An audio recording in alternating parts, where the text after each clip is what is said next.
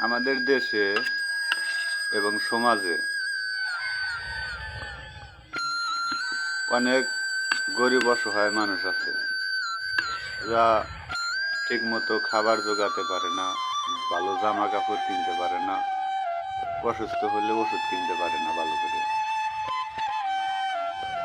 যখন এই সমস্যাগুলো মুখোমুখি হয় একটা গরিব অসহায় মানুষ, তখন সমাজের কোনো প্রতিষ্ঠিত ব্যক্তি তার পাশে ওই রকমভাবে দাঁড়ায় না। কিন্তু ওই ব্যক্তিটা যখন মারা যায়, তখন পুরো গ্রামের মানুষ, সমাজের মানুষ একত্রিত হয়ে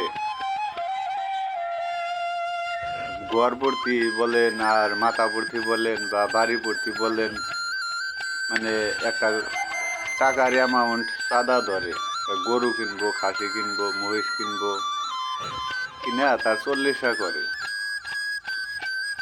ওই অসহায় ব্যক্তিটা মারা যাওয়ার পরে তার চল্লিশা করার জন্য লক্ষ লক্ষ টাকা খরচ করি আমরা।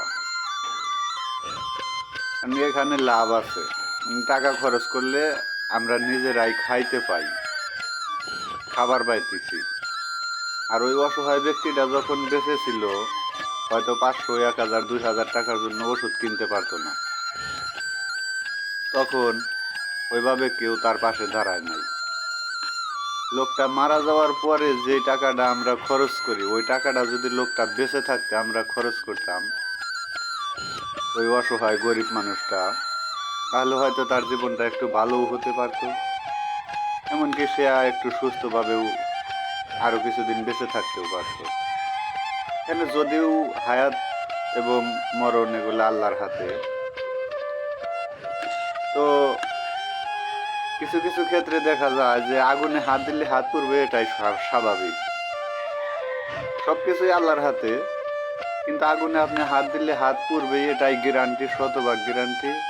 শতভাগের উপরে যদি কিছু থাকে সেটাও গ্যারান্টি।